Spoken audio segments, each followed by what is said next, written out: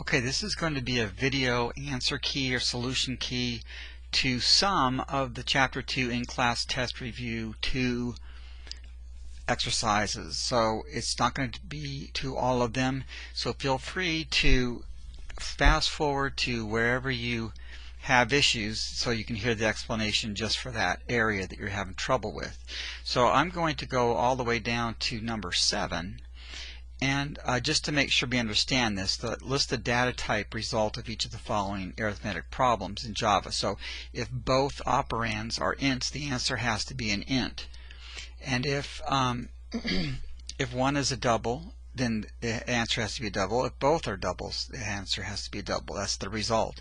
And the key thing here is that when you do this, you always use the calculator or think like a calculator first. And then you either drop the decimal or you keep the decimal. And so just to demonstrate that really quick here, let's bring up the calculator. So 18 divided by 7, so we do the calculator and we see it's 2.57, so we drop the decimal because the answer has to be an int. That's how you get to the decimal, and so that leaves you with just a 2. If it's 18 divided by 7 and it's supposed to be a double, then we just keep the decimals. So it's 2.5714, blah, blah, blah. And the same thing with the second one, or the third one, is that you do the decimal. So each time you do the calculator, but you either drop it or you keep the decimal. Now in number 8, as we look at this, let's get rid of these guys. So what I wanted you to do is always look at the data types, indicate the data type of the result. Well, the num1 is an int, num4 is a double, so the answer has to be a double, which means that you're going to have to use the calculator, keep the decimal. And so anyway, so really all we got to say here, the data type is going to be a double. And here num3 is a double. And right there, you know the answer is going to be a double just because one of them is a double. Num2 is an int, num1 is an int, so it's going to be an int. Num3 is a double, num4 is a double, that's a double, and num1 and num2 are both ints, so the answer result has to be an int. So ints, use the calculator, drop the decimal. Doubles, use the calculator, keep the decimal. Now the next thing is that int is a cast operator that converts a numeric value to an int, and double is a cast operator. They're both cast operators, and of course this one converts the numeric value to a double, and so we'll see that in just a second. So calculate the following using Java math. So 34 and 7 is a oops, that's not going to work. Is this going to let me do it? Nope. Okay, so, oh, are you serious?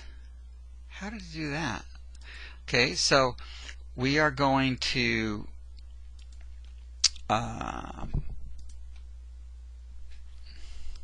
34 divided by 7, so we use the calculator, and we drop the decimal because it's got to be an int, so then the answer is 4. Now 34 modulus 7 means it's the remainder of 34 divided by 7. And so we have to take 34 and divide it by 7. So 7 goes into 34 4 times. The result of that is 28. We're looking for what's left over. How much is left over? Well, there's 6 left over. So therefore the answer is 6. 34.0 divided by 7. Well, we've already done the calculator right here. And we keep the decimal because the answer has to be double. So it's 4.8571. You could go on. Just 4 decimal places is good enough.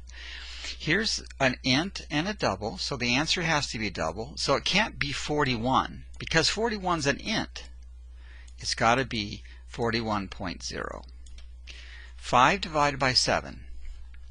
All right, that is a situation where we're going to use the calculator and drop the decimal, because the answer has to be an int.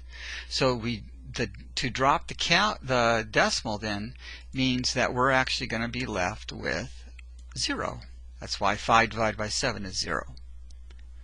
In 5 modulus 7, well, that is the remainder for 5 divided by 7. Now what some students do, they always automatically put the larger in the middle. But remember, if you did 8 divided by 4, you're going to go 8 divided by 4. You're going to read it from right to left. So 8 divided by 2. This is 5 divided by 7. And so 7 goes into 5 0 times. Don't you put a decimal in there, okay? Because we're not doing decimals. We're doing remainders. So 7 goes into 5 0. 0 times 7 is 0. Just like if you had 3 into here. 3 goes into 8 twice. Then what you do is you multiply 3 times 2, get 6. Well, it's the same thing here. You're going to go 0 times 7, get 0. And then you're left with 5. So that's why the answer to this one is 5. 15 modulus 3. Well, 3 goes into 15 5 times with nothing left over. It goes in evenly, so it's just going to be 0. Okay.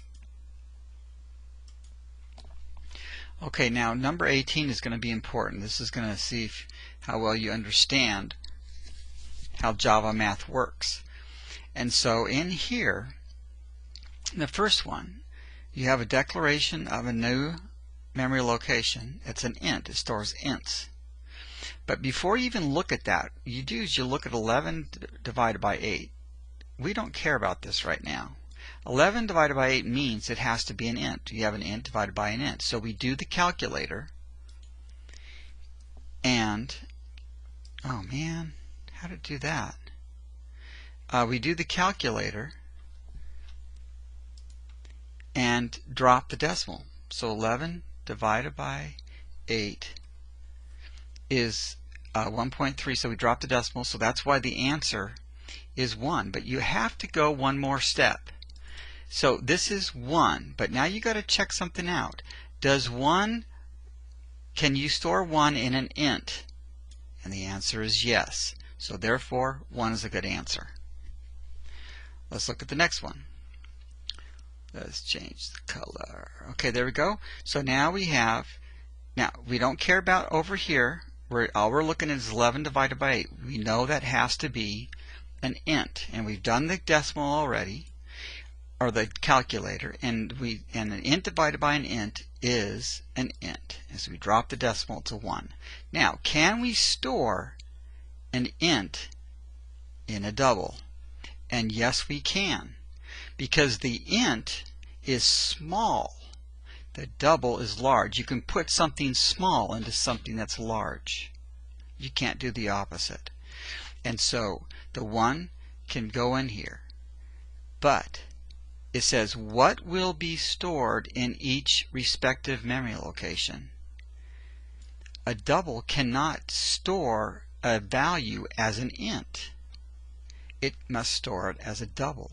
So therefore, you've got to add a 0.0, because when you put an int in a double, it converts it automatically to a double.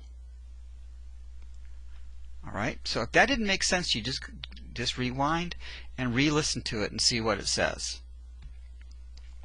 The next one is we're going to go 11 times 4.5. Again, we're not looking over here yet. We'll just go an int divided by a double has to be a double.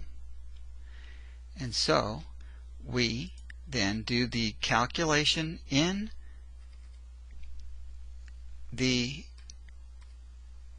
we do the calculator and we keep the decimal.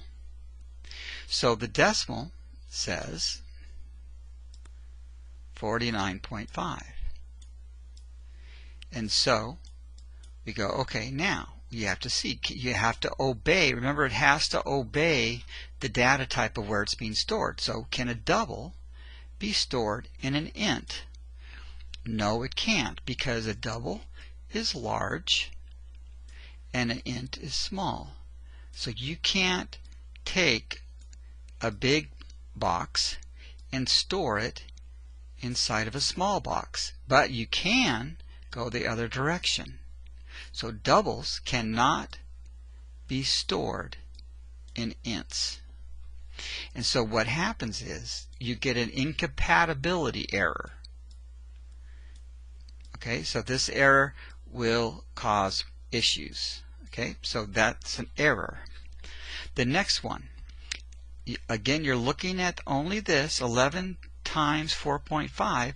We've already done the math, the calculation, so it's 49.5. All right, we already know that from the previous one.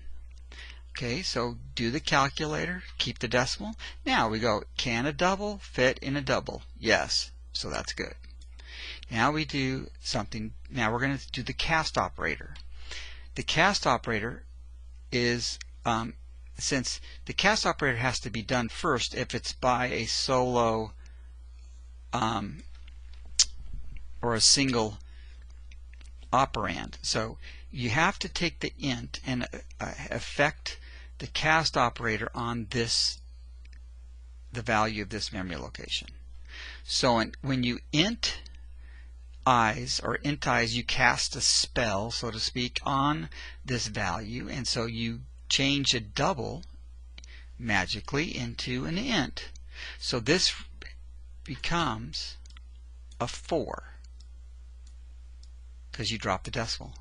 Now you can do the math. 11 times 4, which is 44. So you can see how just by adding a cast operator it changes the value of things. Now, does the 44 store in an int? Yes, because an int gets stored in an int. The next one. Now we've got parentheses here, so the cast operator is not acting on the num2. It's acting on the result of what's inside the parentheses. So just like you've learned in algebra or pre-algebra, you must do the parentheses first. So we take num2 times num3, which we already know is 49.5. So what you're left with is an int, and the result of the parentheses is 49.5. This is not good. Alright, so you cast the spell, the int spell, on this double, you drop the decimal, so you're left with a 49. And now you ask, does this int 49 get stored in an int? Yes, that works. Okay, again, on any of this stuff, if it doesn't make sense right away, go back and rewind it and watch it again, and let it soak in. Okay, we have a couple more here. So now we have the double cast operator. Now the double is acting on the num2 before it does the division because there's no parentheses. And so the double casts a double spell on the 11, and so it becomes 11.0.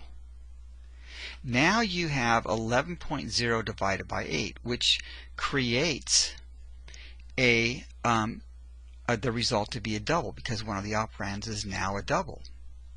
And 11 divided by 8, you do the calculator, which I thought we already did up here, but I think it came up to 1.375. And so that means it's got to be double, so we keep the decimal. So 1.375. So does a 1.375, does that work in a double memory location? And yes, it does. The next one is a double is we're going to do the num2 divided by num1. So now that we have to do the parentheses first before we can have the double cast a spell on it, the double cast operator. And so we are going to go 11 divided by 8, which an int divided by an int has to be an int, which we already said up here is just 1. So we're going to take the double cast operator, and now in parentheses, how in the world did that change? I don't get it. The double cast operator is going to be acting upon a 1 because the result of this inside parentheses is just a 1 because of this. We're only looking at this. This is all we're looking at. We don't look at anything else. Now it's a 1, and now we let the double act on the 1. A double changes the 1. The double cast operator changed the 1 to 1.0. And now, can you store 1.0 in the double? And yes, you can. So that's why the answer is 1.0. Okay, let's take a look. Do we have any more here? I guess that's it. So, again, if you have any issues, then go back and re-listen to it, and sometimes you hear it again a couple more times, it'll make more sense. I hope this helps.